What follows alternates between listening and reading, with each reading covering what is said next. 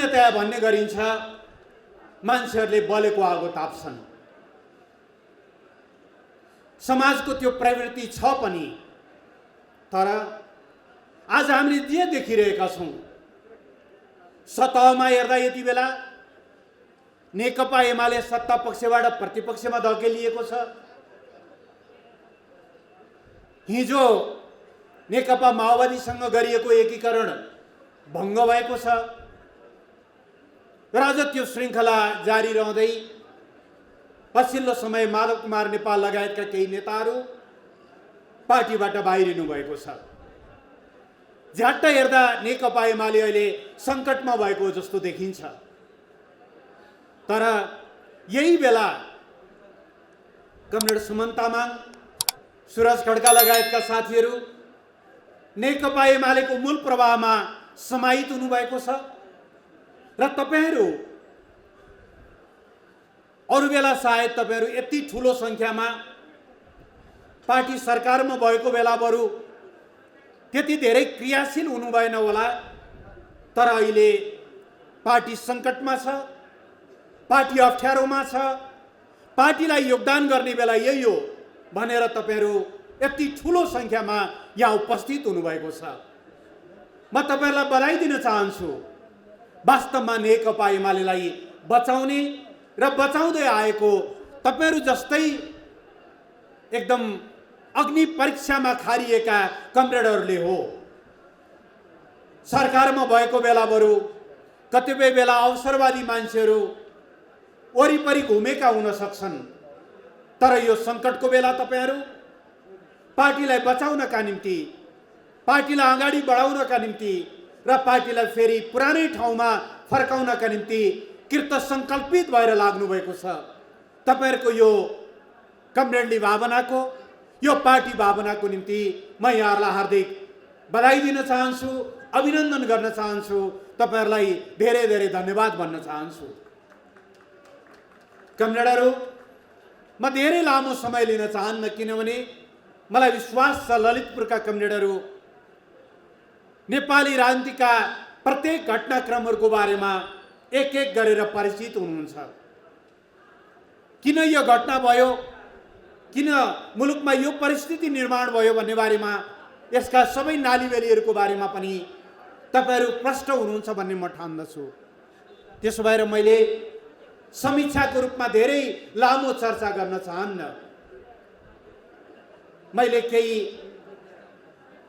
प्रतिनिधिमूलक घटनाहरूको बारेमा संक्षिप्त चर्चा गर्दै इतिहासतिर भन्दा पनि अब हामी कसरी अगाडि बढ्ने, हाम्रो आगामी बाटोको बारेमा, हाम्रा कार्यभारहरूको बारेमा म तपाईहरुसँग केही कुराहरू निवेदन गर्न चाहन्छु।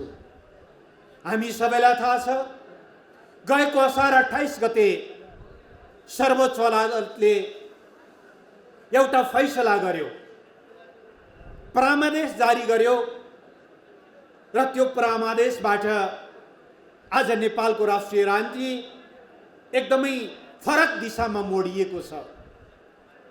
प्रधानमन्त्री केपी शर्मा ओली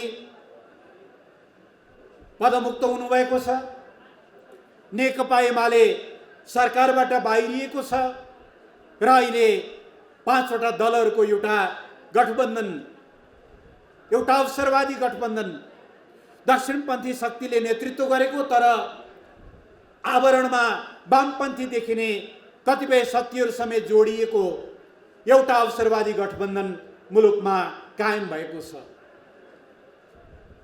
सतहमा हेर्दा यो एउटा सरकार परिवर्तन जस्तो, एउटा प्रधानमन्त्री परिवर्तन जस्तो देखिन्छ, तर म कमरेडलाई निवेदन गर्न चाहन्छु, यो केवल एउटा सरकार परिवर्तनको मात्रै घटना होइन, यो केवल एकजना प्रधानमन्त्री बदलिएको मात्रै घटना होइन, यो नेपालको राजनीतिलाई, नेपालको राजनीतिको कोर्स परिवर्तन गर्ने, धार परिवर्तन गर्ने, नेकपा एमालेको नेतृत्वमा विगत केही वर्ष यतापट्टि हामीले हासिल गरेका उपलब्धिहरूलाई उल्ट्याउने र मुलुकलाई फेरि अस्थिरतातिर, अन्योलतिर, आत्मसमर्पणतिर र आन्तरिक द्वन्द्वतिर धकेल्ने एउटा पश्चगामी घटनाको रूपमा यो घटनालाई हामीले बुझ्नु जरुरी हुन्छ।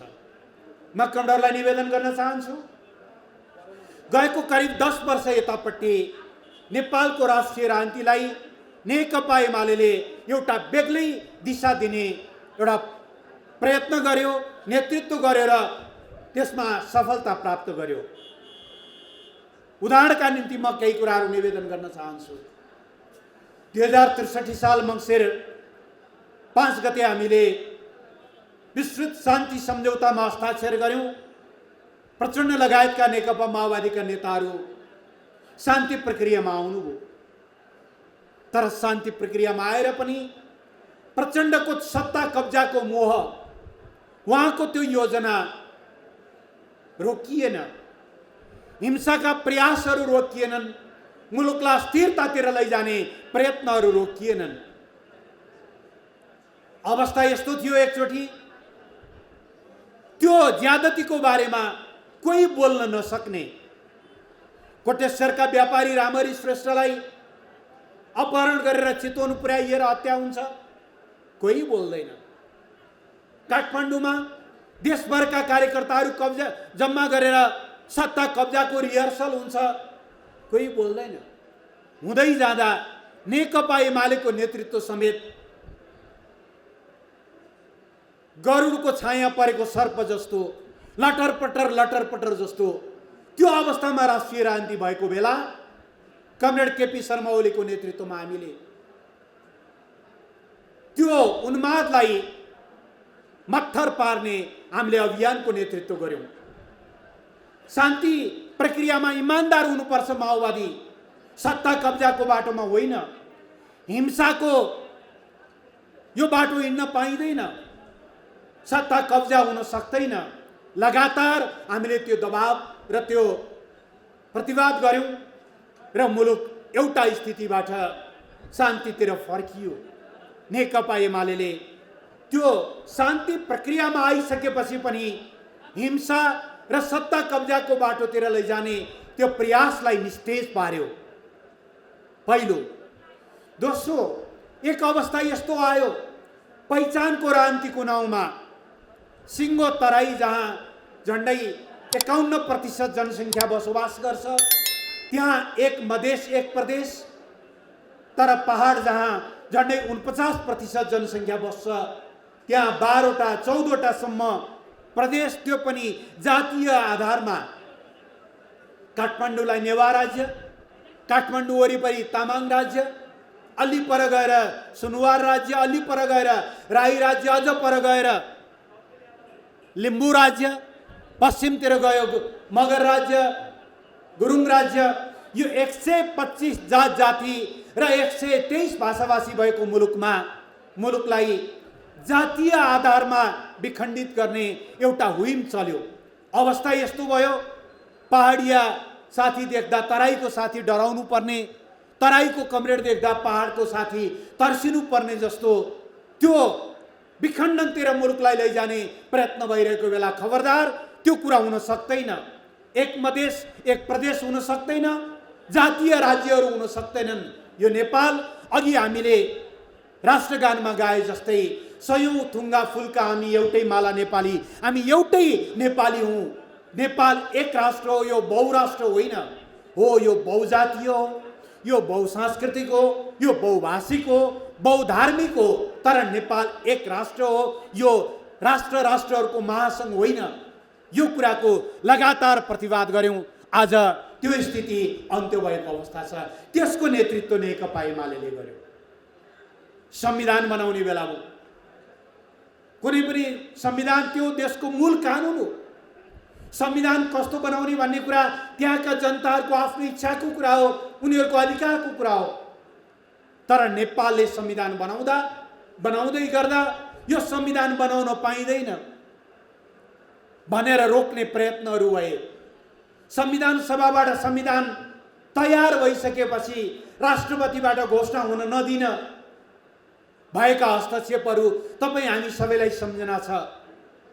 यही नेकपा एमाले हो जसले हामी आफ्नो संविधान आफै बनाउँछौँ, यसमा कसैले रोक्न पाइँदैन, कसैले दबाब दिन पाइँदैन भनेर अस्वीकार गर्यो र सार्वभौम सत्ता नेपाली जनताले प्रयोग गर्दै संविधान बनाउने कुराको अगुवाई गर्यो। चौथो, त्यसो गरे बापत 72 साल वैशाखमा विनाशकारी भूकम्प गएको मुलुकमा संविधान जारी भएको असोज 3 गते पछि भूकम्पको 6 महिना बित्दा नबित्दै नाकाबन्दी लाग्यो। पेट्रोलियम पदार्थ आउँदैन, खाद्यान्नहरू आउँदैन, जीवन प्रदायक औषधिहरू समेत पनि रोक्ने प्रयत्नहरू भए। नेपाली कांग्रेस जस्ता कतिपय पार्टीहरू नाकाबन्दीलाई नाकाबन्दीसम्म भन्ने हिम्मत राख्दैन थिए, आँट गर्दैन थिए।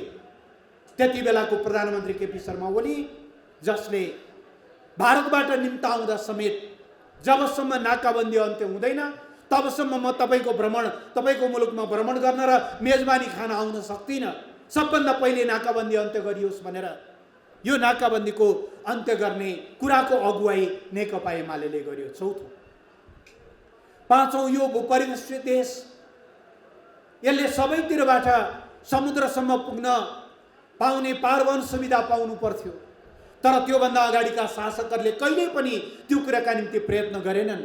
यही नेकपा एमालेको नेतृत्वमा हामीले चीनसँग पारवन सन्धि गर्यौं, पारवन प्रोटोकलमा हस्ताक्षर गर्यौं। चीनबाट 4वटा समुद्री बन्दरगाह र 3वटा सुक्खा बन्दरगाहहरू हुँदै अब नेपालले भारतको बाटो भएर पनि चीनको बाटो भएर पनि समुद्रसम्म पुग्ने निर्बाध अधिकार प्राप्त गरेको छ। अब कहिल्यै नेपालमा नाकाबन्दी हुँदैन, नाकाबन्दी नहुने कुराको सुनिश्चितता यही पार्टीको अगुवाईमा हामीले गर्यौं।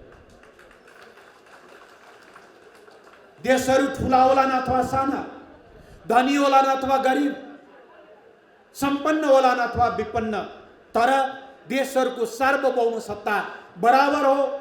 कोही ठुलो दाइ र कोही सानो भाइ भन्ने हुँदैन राष्ट्रहरूको सम्बन्धमा भनेर यो सार्वभौम समानताको प्रत्याभूति हामीले गर्यौं। आन्तरिक मामलामा बाह्य हस्तक्षेपलाई हामीले पूर्ण रूपले अन्त्य गर्यौं र नेपालको शिरलाई हामीले ठाडो बनायौं। अघि कमरेडले भन्नुभयो जस्तै गुमेका भूभागहरू लिम्पियादुरा, लिपुलेक, कालापानी जस्ता भूभाग समेटेर नक्सा प्रकाशन गर्यौं र ती भूभाग नेपाललाई तत्काल फिर्ता हुनुपर्छ भनेर वार्ताको टेबलमा राख्यौं। नेकपा एमालेको नेतृत्वमा यी कामहरू अगाडि बढे। पार्टी राष्ट्रिय राजनीतिको केन्द्रभागमा पुग्यो। कुनै बेला नेकपा एमालेको अवस्था कस्तो थियो तपाईहरुलाई सबैलाई सम्झना छ। 2064 सालको संविधान सभाको निर्वाचनको परिकल्पना गर्नुस् त। 240 निर्वाचन क्षेत्र थिए त्यति बेला। 240 क्षेत्रमा पार्टी चुनाव लड्दा हामीले जितेको सिट जम्मा 33। शक्तिशाली महासचिव हुनुहुन्थ्यो माधव कुमार नेपाल। रोजी 2टा अथवा 2टा भन्दा बढी निर्वाचन क्षेत्रमा लड्न पाइन्थ्यो। उहाँ लड्नु भएको थियो रौतहट 1 र काठमाडौँ 2 मा। महासचिव त हार्नुभयो। पार्टी खुम्चिएर 33 सिटमा आयो। त्यो अवस्थाबाट हामीलाई खुलेआम चुनौती दिन्थे त्यति बेला माओवादी र कांग्रेसका नेताहरू। देशमा 2टा कित्ता छ। एमाले कुन कित्तामा लाग्छ? एमाले माओवादी कित्तामा लाग्ने कि कांग्रेस कित्तामा? एमालेको लिङ्ग कुन हो? हामीलाई खुलेआम चुनौती दिइन्थ्यो। त्यस्तो अवस्थाबाट आज नेकपा एमाले राष्ट्रिय राजनीतिको केन्द्रभागमा छ। सरकारमा होस् वा प्रतिपक्षमा फरक पर्दैन। नेकपा एमालेसँग एक्लै लड्ने सामर्थ्य नभएर आज 5-5 वटा दलहरू, ती दलहरू पनि कस्ता छन्? जेठी माग्छे पानी, कान्छी माग्छे घाम, म एउटा बुढो कतातिर जाउँ भने जस्तो। चित्रबहादुर केसीजीलाई संहिता सुन्नै हुँदैन। उपेन्द्र यादवजीलाई अहिलेको 7 वटा प्रदेशले पुगेकै छैन, उहाँ 11 वटा 12 वटा बनाउन चाहनुहुन्छ। तर एउटै हलमा नारिएर हिँड्नु भएको छ। के कुन बारी जोत्न हो थाहा छैन। यो अवसरवादी गठबन्धन हो। यो अवसरवादी गठबन्धन यस कारणले निर्माण भएको हो कि नेकपा एमालेसँग एक्लै लड्ने सामर्थ्य उहाँहरू कसैसँग छैन। आज पनि 22 जना 23 जना सांसदहरू चोइटिएर जाँदाखेरि पनि प्रतिनिधि सभामा 49 सिट सहित नेकपा एमाले एक्लै छ। त्यस मुनिको नेपाली कांग्रेससँग जम्मा 61 सिट छ। काङ्ग्रेसले हामी बराबर हुन अर्को सिँगै पार्टीलाई एकतामा ल्यायो भने मात्रै बल्ल एक नेकपा एमालेसँगको बराबरी हुन्छ। यस ढङ्गले राष्ट्रिय राजनीतिलाई हामीले केन्द्रभागमा स्थापित गर्यौँ र 62-63 को परिवर्तनपछि मुलुकमा संविधान निर्माण भएपछि अब एक ढङ्गले राजनीतिक क्रान्ति पुरा भयो। अब मुलुकमा आर्थिक सामाजिक रूपान्तरण र समृद्धि हामीले स्थापित गर्नुपर्छ। यो क्रान्तिको लाभ यदि जनताले प्राप्त गर्न सकेनन् भने कुराले मात्रै जनताको पेट भरिँदैन। अब गणतन्त्र प्रत्येक भोका किसानहरूको गाँसमा, प्रत्येक वृद्ध बाआमाहरूको वृद्ध भत्तामा, प्रत्येक स्कुल जान नपाएका नानीहरूको स्कुलसम्मको पहुँचमा, प्रत्येक बिरामी नागरिकको निःशुल्क औषधि उपचारमा, घर नभएका सुकुम्बासीहरूलाई त्यो गणतन्त्र घर बनेर आउनुपर्छ। फुसको छाना भएका गरिब विपन्न नागरिकहरूको आँगनमा त्यो गणतन्त्र जस्ताको छाना भएर आउनुपर्छ। अर्थात् अबको हाम्रो प्राथमिकता, अबको हाम्रो एजेन्डा आर्थिक विकास र समृद्धि हुनुपर्छ भनेर हामीले विकासको बहसलाई अगाडि बढायौँ। धेरै वर्षदेखि हामीले विकासका सपनाहरू देख्न छोडेका थियौँ। मुलुकमा पनि विकास हुन्छ र हाम्रो देशमा पनि रेल आउँछ र नेपालको पनि पानी जहाज हुन्छ र नेपालमा पनि काठमाडौँ बाहेक अन्त पनि अन्तर्राष्ट्रिय विमानस्थलहरू हुन्छन् र हामीलाई त विकासका सपनाहरू देख्नबाट समेत वञ्चित गरिएको थियो। नेपाल यस्तो यो कहिल्यै बन्दैन। जब भूकम्पले थिलो थिलो भयो अब सिद्धियो नेपाल, यो ढङ्गका निराशाका गीतहरू हामीलाई सुनाइन्थ्यो। तर यही नेकपा एमाले हो, यही नेकपा एमालेको सरकार हो जसले भूकम्प गएको बेलामा पनि 50,000 भन्दा बढी स्वयंसेवकहरू परिचालन गरेर 3 महिनासम्म भूकम्प पीडितहरूका बस्ती बस्ती खटाएर हामी रित्तो हात झन्डै 27,000 घर टहरा बनाएर फर्केका थियौँ। यही पार्टीको नेतृत्वमा बनेको वर्तमान सरकारले गएको 3 वर्षमा विकास र समृद्धिको एउटा नयाँ अभियान, नयाँ लहर सुरु गर्यो। निश्चय नै हामीले योभन्दा धेरै राम्रो गर्न सक्थ्यौँ होला। पार्टीले पूर्ण रूपले सहयोग गरेको भए, सबै खालको वातावरण मिलेको भए, तर पनि हामीले यही 3 वर्षको अवधिमा नेपालको निधारमा लागेको अल्प विकसित लिस्ट डेभलप्ड एलडीसी भन्ने कलङ्कको टीका हटाएर नेपाललाई विकासशील देशको दर्जामा उठाएका छौँ। देशलाई भूकम्प पीडितहरूका 7 लाख भन्दा बढी घरहरू बनाएर उहाँहरूलाई घरभित्र, सुरक्षित घरभित्र फर्काएका छौँ। दरबार रानी पोखरी, दरबार हाई स्कुल जस्ता आइकोनिक चिजहरू बनाएका छौँ। भूकम्पले थलो परे पनि देश झुकेको छैन, देश भत्किएको छैन भन्ने एउटा मनोबल निर्माण गरेका छौँ। यो ढङ्गले हामीले मुलुकलाई अगाडि बढाउँदै थियौँ। मैले जोड्न खोजेको कुरा के हो भने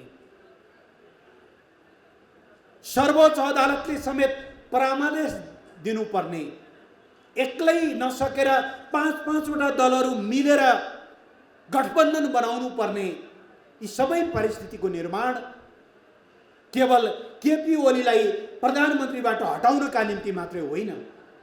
यो प्रयास नेकपा एमालेको नेतृत्वमा गएको केही वर्ष यतापट्टि हामीले हासिल गरेका उपलब्धिहरूलाई ध्वस्त पार्ने, मुलुकलाई फेरि अस्थिरतातिर धकेल्ने, मुलुकलाई फेरि एउटा अन्योलतिर धकेल्ने यो स्थितिका निम्ति तर्जुमा गरिएको हो। यो पश्चगामी प्रतिगमनकारी एउटा दिशातिर मुलुकलाई लैजाने प्रयत्न हो। झ्याट्टै हेर्दा नेकपा एमाले सरकारबाट बाहिरिनु पर्दा पो कमरेडले यस्तो भनिरहनु भएको हो कि भन्ने तपाईँहरूलाई लागिरहेको हुनसक्छ। त्यो सही होइन कमरेडहरू।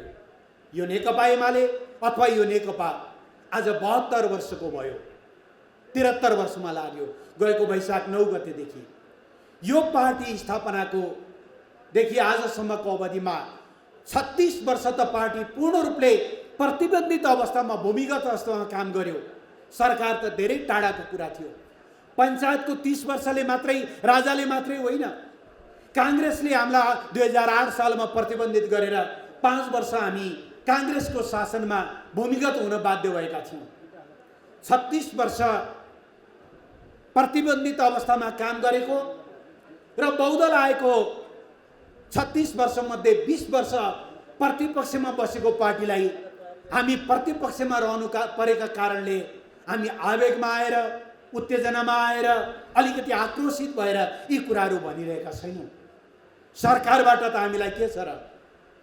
2052 साल भदौ 12 गते पनि हटाइएकै हो अदालतकै आदेशबाट मनमोहन अधिकारी त्यो लोकप्रिय प्रधानमन्त्रीलाई। तर त्यसले के फरक पार्यो?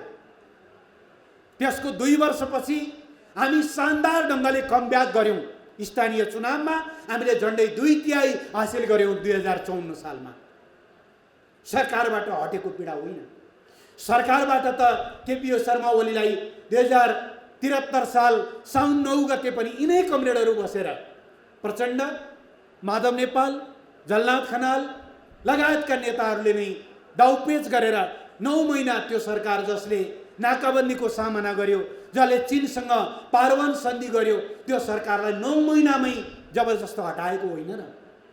त्यसकारणले सरकारबाट हट्नु परेको कुरामा हामीलाई रत्तिभर कुनै पीडाबोध पनि छैन, पश्चाताप पनि छैन। हाम्रो चिन्ता मुलुकलाई जुन दिशातिर धकेल्न खोजिँदैछ त्यो दिशातिर हो। हेर्नु त, गएको साउन 15 गते दार्चुलाका जयसिंह धामी तुइनबाट महाकाली तर्दै गर्दा भारतीय एसएमसीहरूले तुइन छुडाइदिएका कारणले महाकाली नदीमा खसेर बेपत्ता भए। आज 34-35 दिन भयो, सरकार चुइक्क बोल्दैन। हिजो सुन्नुभयो नि भारतका विदेश मन्त्रालयका प्रवक्ताको, समाचारमा सुनेको नेपाल सरकारले अहिलेसम्म केही भनेकै छैन। नागरिक मारिएका छन् अथवा बेपत्ता पारिएका छन्, सरकार चुइक्क बोल्दैन। हो, यही गर्नको निम्ति केपी ओलीको सरकारलाई हटाइएको हो। यही लज्जास्पद एउटा आत्मसमर्पणका निम्ति केपी ओलीको सरकारलाई हटाइएको। समस्या भारतसँग छ। समस्या लिपुलेक, लिम्पियादुरा, कालापानी फर्काउनु पर्ने छ। साझा न्यूनतम कार्यक्रममा उहाँहरूले के लेख्नुभयो? लिपुलेक, लिम्पियादुरा, कालापानीको समस्या समाधान गर्ने समस्या हो त्यो त नेपालको जग्गा हो नि, नेपालको भूमि हो, त्यसलाई समस्या भन्नुभयो उहाँहरूले। अनि कार्यदल बनाउनु भयो कहाँ? चीनसँग सीमा समस्या छ, त्यसलाई समाधान गर्ने भनेर अस्ति कार्यदल बन्यो। यो सरकार कतातिर हिँड्दैछ, यो सरकारको कसलाई सेवा गर्दैछ भन्ने कुरा बुझ्न योभन्दा बढ्ता केही उदाहरणहरू चाहिन्छ र? चाहिँदैन। सरकार आएपछिको पहिलो निर्णय के? देशमा आज झन्डै 11 लाख भूमिहीन सुकुम्बासीहरू छन्। 10 लाख अव्यवस्थित बसोबासीहरू छन्। वर्षौंदेखि जग्गा कमाएर बसेका छन्, तर हातमा लाल पूर्जा छैन। संविधान बनाउँदा हामीले भन्यौं प्रत्येक नेपाली नागरिकलाई आवासको हक हुनेछ, कोही पनि बेघरबार रहने छैन। अझै एक पाइला अगाडि बढेर लेख्यौं हामीले, दलितहरूको हकमा एकचोटिलाई दलितलाई जोत्ने जमिन दिइनेछ। हामीले कानुन पनि बनायौं, संविधानमा लेखिएको त्यही हक र कानुनमा भएको त्यही व्यवस्था कार्यान्वयन गर्नको निम्ति सरकारले देवी गौवालीको अध्यक्षतामा भूमि सम्बन्धी समस्या समाधान आयोग बनाएको थियो। त्यो आयोगले विभिन्न पालिकाहरूसँग सम्झौता गरेर उहाँहरूले छनौट गरिदिएका भूमिहीन सुकुम्बासीहरूलाई जग्गा वितरण गर्न ठिक्क परेको थियो। तर सरकार भूमिहीनहरूको होइन, यो सरकार सुकुम्बासीको होइन, यो जमिनदारहरूको हो। सुकुम्बासीहरूले जग्गा पाए भने, सुकुम्बासीहरूले आवास पाए भने भोलि चुनावको बेलामा रक्सीहरू बाँडेर भोट जित्न सकिँदैन, उनीहरूलाई सधैँभरि एउटा खरिद बिक्री गर्न सकिँदैन भनेर लाल पूर्जा बाँड्न ठिक्क भएको बेलामा त्यो आयोग विघटन गरियो। यो सरकारले गर्यो के? तेस्रो काम, आइसकेपछि गरेको काम। अघि भ्रष्टहरूलाई कसरी संरक्षण गरिँदैछ त्यो त साथीहरूले बताइसक्नुभयो। अर्को म एउटा उदाहरण दिन चाहन्छु। अस्ति भदौ 1 गते सरकारले हतार हतार एउटा अध्यादेश लिएर आयो। अहिलेको व्यवस्थामा पार्टी विभाजन गर्नका लागि केन्द्रीय कमिटीमा पनि 40% र संसदीय दलमा पनि 40% मात्रै भएर मात्रै बल्ल पार्टी फुटाउन पाइन्छ। त्यसो गर्न नसक्ने भएपछि केन्द्रीय कमिटीमा 20% वा संसदीय दलमा 20% भनेर रातारात यो संविधान विरोधी, यो लोकतन्त्र विरोधी, यो राजनीतिक स्थिरता विरोधी एउटा कदमको रूपमा हतार हतार अध्यादेश ल्याइयो। त्यो अध्यादेशको शिकार आज नेकपा एमाले भयो, अर्को पार्टी भयो। माधव नेपालहरू त्यही चस्केलाबाट छिरेर उहाँहरूले एउटा गुट निर्माण गर्नुभयो, पार्टी निर्माण गर्नुभयो, पार्टी फुटाएर जानुभयो। नाम राख्नु भएको छ एकीकृत। जुन गोरुको सिङ छैन उसैको नाम तिखे भने जस्तो पार्टी फुटाउने नाम राख्ने एकीकृत। त्यो त आफ्नो ठाउँमा छ, त्यसको बारेमा म थप केही कुराहरू पनि भन्नुला। सरकारको काम पार्टी फुटाउने, पार्टीहरूलाई विभाजित गर्ने, तर आगो नेकपा एमालेतिर सल्काउन खोज्नु भएको थियो। डर के भयो भने यो आगोले त यतैतिर पनि खाने बोक्याएर भनेपछि तपाईहरुलाई थाहा छ अहिलेसम्म झन्डै 2 महिना पुग्न लाग्यो, सरकारले पूर्णता पाएको छैन, सरकार विस्तार भएको छैन। दुईटा कारणहरू छन्। एउटा कारण त्यहाँ जति जुट्नु भएको छ देश बनाउने होइन। अबको यो 1.5 वर्ष या 15-16 महिना जसरी हुन्छ सत्तामा पुग्ने, अब भोलि टिकट पाइने पनि होइन, चुनाव जितिने पनि होइन।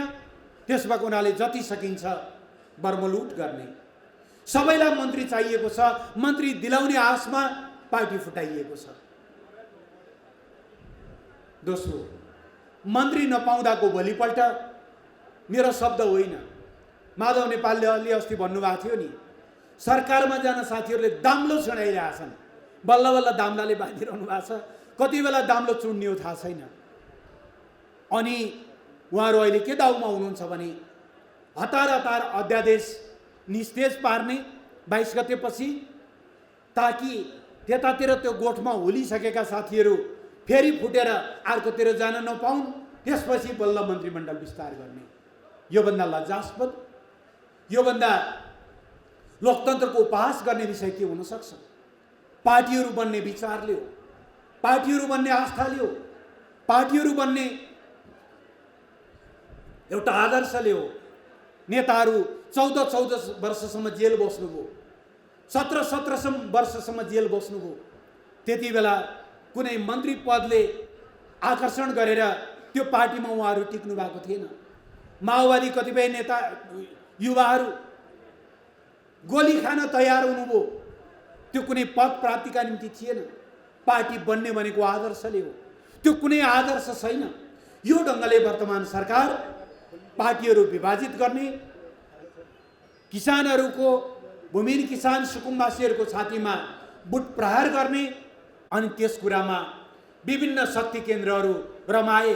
नेकपा एमालेलाई कमजोर गर्न पाए मात्रै नेकपा एमालेको, नेपालको देशभक्तिपूर्ण आन्दोलनलाई कमजोर गर्न सकिन्छ, नेपालको सामाजिक रूपान्तरणको अभियानलाई कमजोर गर्न सकिन्छ, नेपालको समस्याहरू समाधान गर्न प्रतिनिधि सभालाई दिइएको छ। हिजो फागुन 11 गते अदालतले संसद पुनर्स्थापना गरेपछि फागुन 11 देखि लिएर जेठ 8 गतेसम्मका घटनाक्रम पनि हामीलाई थाहा छ।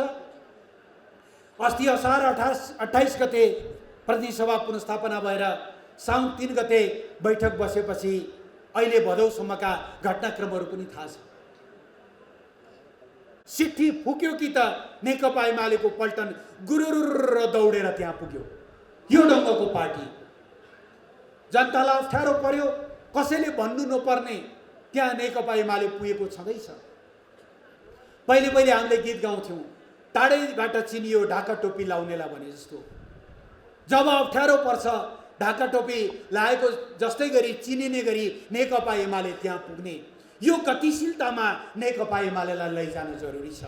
यसो भनिरहँदा एउटा तथ्यलाई म कमडालाई फेरि दोहोऱ्याउन चाहन्छु। नम्बर 1, यो पार्टी अघि पनि मैले भने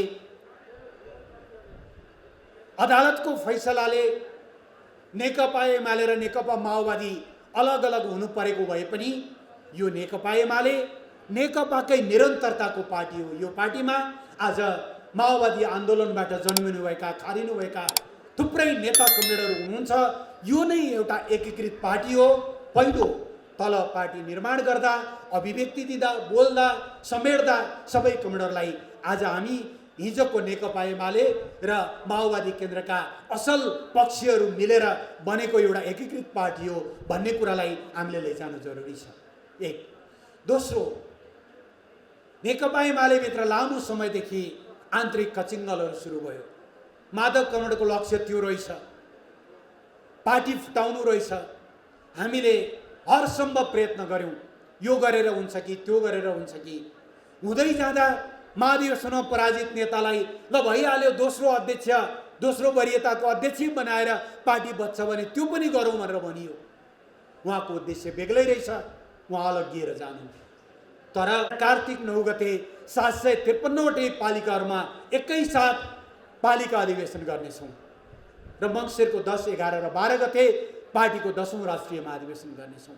यी कामहरू सहित अब पार्टीलाई हामीले गतिशील बनाउँछौँ, चलायमान बनाउँछौँ, ऊर्जावान बनाउँछौँ र आउने फागुन चैतमा हुने स्थानीय तहको निर्वाचनमा हिजो पनि हामी एक्लै लडेका हौँ, तपाईँहरूलाई थाहै छ। त्यति बेला कांग्रेस र माओवादीको गठबन्धन थियो। पहिलो चरणको चुनाव गर्दा सायद प्रचण्ड प्रधानमन्त्री हुनुहुन्थ्यो। दोस्रो तेस्रो चरणको चुनावमा शेरबहादुर देउवा चुनाव लड्दै को नेतृत्वमा प्रधानमन्त्री हुनुहुन्थ्यो। उहाँहरूले गठबन्धन गर्नुभएको थियो। एक्लै जित्ने आँट भएन भरतपुरमा। उपाय केही नलाएर, बत्ती निभाएर, मतपत्र च्यातेर, चबाएर, निलेर, उत्पात गरेर, त्यति गर्दाखेरि पनि नेकपा एमाले त्यो चुनावमा एक्लै झन्डै 44% बहुमत सिट सहित पहिलो शक्ति बनेको थियो हिजोका दिनहरूमा। आज त हामीले 4 वर्ष 5 वर्ष स्थानीय तहमा काम गरेर स्थानीय सरकार चलाएर अगाडि बढेका छौँ। हामीले यी काम गर्यौँ भनेर जनताको बिचमा लैजाने एजेन्डाहरू छन्। हामीले स्थानीय तहको निर्वाचनको तयारी गर्नु छ र अबको 15-16 महिनापछि हुने प्रदेश र स्थानीय तहको निर्वाचनका लागि तयारी गर्नु छ। ठिक छ, परमादेशबाट हामीलाई हटाइएको छ, जनादेशबाट हामी फेरि फर्किनेछौँ सरकारमा। परमादेशबाट हामीलाई प्रतिपक्ष बनाइएको छ, जनताको मायाबाट हामी फेरि फर्किनेछौँ र देशलाई समृद्ध नेपाल, सुखी नेपालीको त्यो अभियानमा अगाडि बढाउनेछौँ। यसका लागि